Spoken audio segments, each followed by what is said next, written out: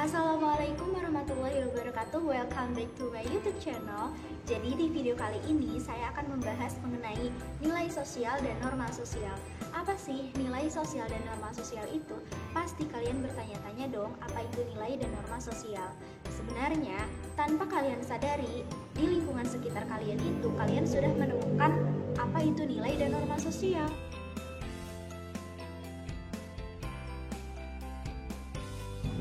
Nah, sebelum kita membahas mengenai nilai sosial dan norma sosial, kalian pasti pernah menemukan aturan dong, aturan-aturan yang dimana aturan ini bersifat mengikat. Apabila kalian tidak mematuhi peraturan tersebut, maka kalian akan mendapatkan sanksi. Contoh dari aturan seperti dilarang membuang sampah sembarangan, lalu dilarang membawa handphone ke sekolah. Nah, kedua contoh tersebut merupakan contoh dari aturan. Lalu, apa sih relevansi antara nilai sosial, norma sosial, dan aturan? Lalu, kira-kira kenapa ya di dalam hidup bermasyarakat kita itu memerlukan aturan? Nah, selanjutnya kita bahas nih satu persatu. Kita mulai dulu dari nilai sosial. Nilai sosial itu apa ya? Dan kenapa sih orang-orang memandang nilai sosial itu sebagai sesuatu yang penting? Nilai sosial merupakan sesuatu yang dianggap pantas, dianggap baik, dianggap layak, dan dianggap bagus, yang mana nilai sosial ini sangat diinginkan oleh masyarakat untuk memenuhi tujuan hidup bersama. Selanjutnya, ada karakteristik dari nilai sosial. Ciri-ciri atau karakteristik dari nilai sosial ini terbagi ke dalam beberapa macam. Yang pertama, nilai sosial itu tercipta secara sosial, bukan bawaan dari lahir. Yang kedua, nilai sosial akan membawa dampak yang berbeda-beda terhadap individu yang satu dengan individu yang lain. Nah, yang ketiga, nilai sosial ini akan mempengaruhi kepribadian, antara individu yang satu dengan individu yang lain. Yang terakhir, nilai sosial ini berbeda-beda di masyarakat yang satu dengan masyarakat yang lain. Yang pertama, nilai sosial itu tercipta secara sosial, bukan dibawa sejak lahir. Contohnya seperti apa sih? Nah, contohnya ketika ada orang tua yang menganggap bahwa pendidikan itu penting, maka ia akan menyekolahkan anaknya setinggi mungkin. Pendidikan di sini dianggap sebagai nilai sosial, yang mana nilai sosial ini dianggap penting oleh orang tua tersebut. Karakteristik berikutnya, nilai sosial memberikan pengaruh yang berbeda-beda terhadap individu yang satu dengan individu yang lain. Contohnya, seseorang menganggap bahwa gelar dan nilai akademik itu penting untuk kesuksesannya di masa yang akan datang. Padahal pada faktanya, kesuksesan seseorang itu tidak hanya ditentukan oleh gelar dan nilai akademik. Ada faktor pendorong lain yang menentukan kesuksesan seseorang, seperti kerja keras, usaha, dan relasi. Nah, nilai sosial mempengaruhi kepribadian seseorang. Contohnya, ketika seorang individu sejak kecil diajarkan untuk saling tolong-menolong terhadap sesama, maka sampai ia dewasa, ia akan mengamalkan sikap saling tolong-menolong tersebut. Nah, tolong-menolong di sini dianggap sebagai nilai sosial yang memiliki kedudukan penting, di mana nilai ini akan mencerminkan kepribadian seseorang. Selanjutnya, nilai berbeda-beda di setiap kelompok masyarakat. Contohnya, di negara Jepang, masyarakatnya itu sangat taat terhadap peraturan lalu lintas, sehingga angka kemacetan di sana terbilang rendah. Nah, hal ini dikarenakan masyarakat Jepang itu menganggap bahwa tata tertib berlalu lintas itu merupakan nilai sosial yang harus dipatuhi. Sementara di Indonesia, angka kemacetannya masih terbilang tinggi. Hal ini dikarenakan masyarakatnya itu masih kurang kesadaran terhadap peraturan lalu lintas, sehingga mereka selalu mengulangi kesalahan yang sama, yaitu selalu melanggar peraturan lalu lintas. Selanjutnya ada jenis-jenis nilai sosial. Nah, jenis dari nilai sosial ini terbagi ke dalam 3 bagian. Yang pertama ada nilai material. Nilai material ini meliputi berbagai konsepsi tentang segala sesuatu yang berguna bagi jasmani manusia itu sendiri. Contohnya seperti pakaian. Selanjutnya ada nilai vital. Nah, nilai vital ini merupakan segala sesuatu yang berguna bagi manusia untuk dapat hidup dan mengadakan kegiatan atau aktivitasnya. Selanjutnya ada nilai spiritual. Nah, nilai spiritual ini merupakan segala sesuatu yang berguna bagi rohani manusia. Selanjutnya, pada nilai spiritual terbagi lagi ke dalam 4 bagian. Yang pertama, ada nilai kebenaran. Nah, nilai kebenaran ini bersumber dari akal manusia itu sendiri. Misalnya seperti sesuatu itu dianggap benar atau salah. Nah, hal ini dikarenakan manusia itu bisa membedakan mana yang benar dan mana yang salah karena manusia itu memiliki akal. Yang kedua, ada nilai keindahan atau estetika, yang mana nilai estetika ini bersumber dari perasaan manusia itu sendiri. Yang ketiga, ada nilai keagamaan. Nah, nilai keagamaan ini bersumber dari kitab suci, yang mana kitab suci ini merupakan pedoman umat manusia yang wahyunya itu turun dari Tuhan Yang Maha Esa. Selanjutnya, yang terakhir itu ada nilai moral atau etika.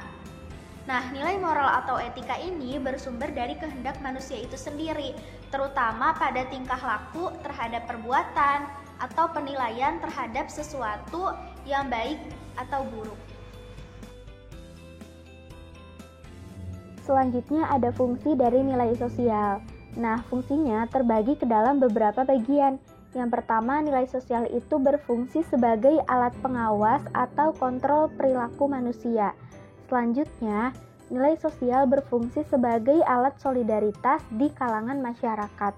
Lalu, nilai sosial dapat mendorong manusia untuk selalu berbuat hal yang baik. Berikutnya, nilai sosial sebagai penentu bagi manusia dalam memenuhi peran sosialnya.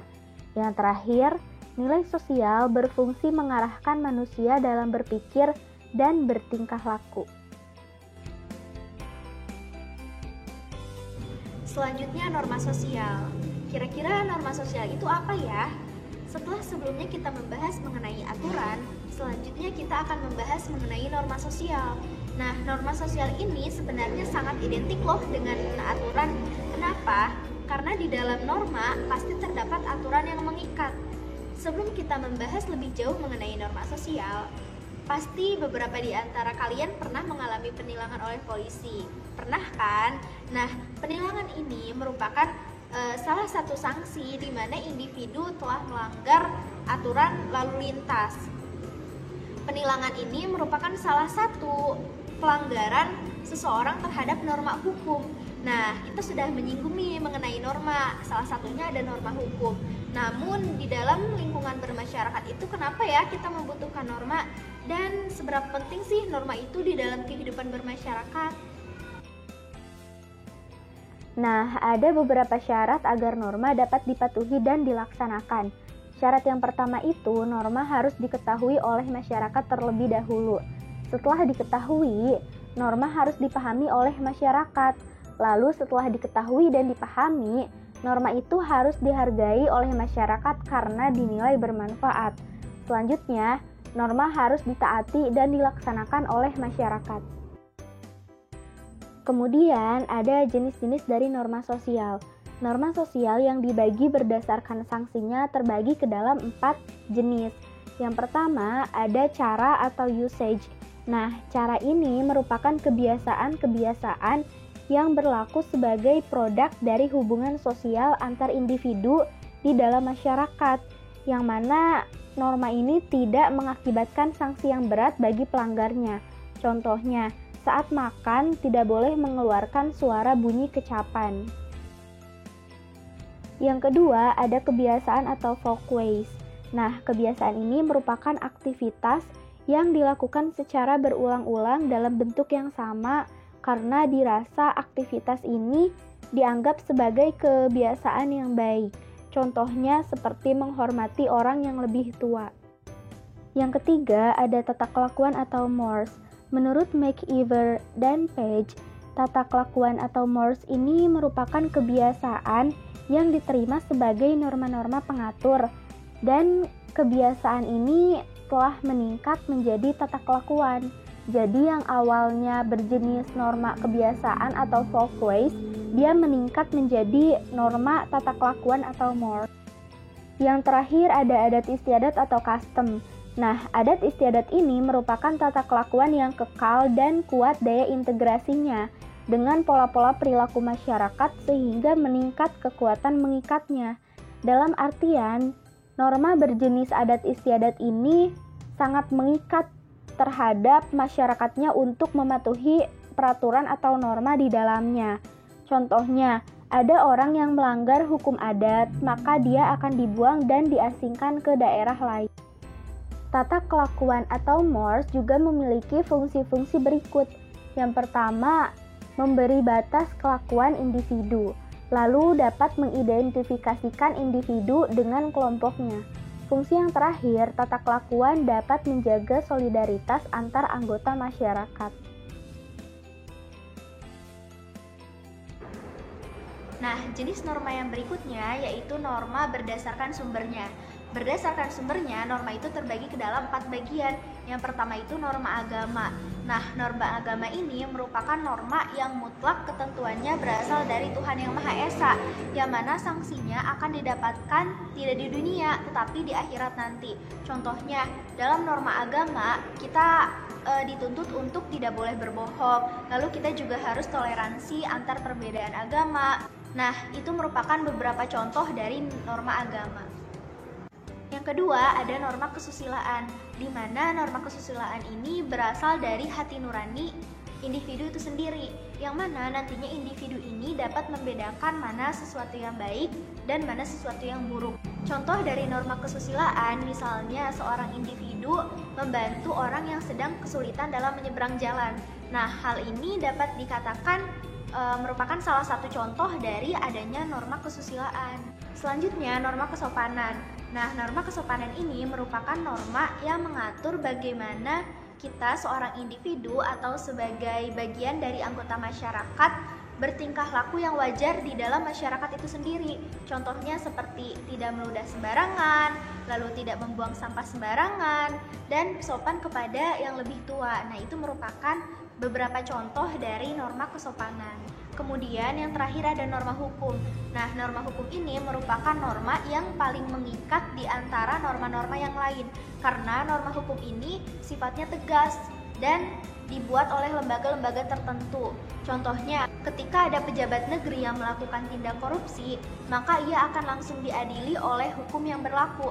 Nah, ini merupakan salah satu bentuk dari adanya pelanggaran norma hukum. Selanjutnya, jenis norma sosial dibagi berdasarkan sifatnya. Nah, berdasarkan sifatnya, norma sosial ini terbagi ke dalam 2 bagian. Yang pertama ada norma formal dan ada norma informal. Norma formal berkaitan dengan hal-hal yang tertulis, contohnya seperti undang-undang dasar, undang-undang, ketetapan presiden, dan yang lainnya. Selanjutnya, norma informal, di mana norma informal ini merupakan norma tidak tertulis, biasanya berupa perintah, larangan, anjuran, dan yang lainnya. Contoh dari norma informal seperti pamali. Pasti kalian pernah mendengar dong mengenai pamali. Nah, pamali ini merupakan salah satu contoh loh dari adanya norma informal.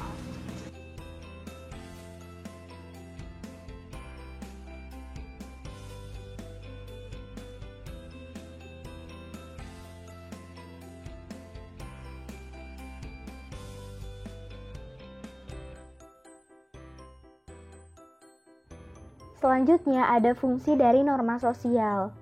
Norma sosial berfungsi sebagai pedoman tingkah laku masyarakat. Lalu norma sosial juga berfungsi sebagai alat untuk menertibkan kehidupan sosial. Yang terakhir, norma sosial berfungsi sebagai sistem kontrol sosial di dalam masyarakat. Selanjutnya, di sini ada contoh dari pelanggaran nilai dan norma sosial.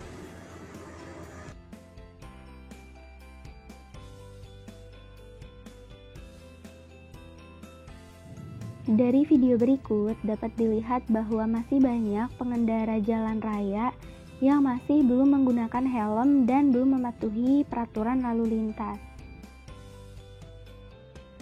Nah, kemudian gambar ini merupakan salah satu contoh dari pelanggaran norma kesopanan. Nah, kira-kira kenapa ya pelanggaran tersebut bisa terjadi di masyarakat saat ini? Nah, akhirnya kita sudah di penghujung materi nih.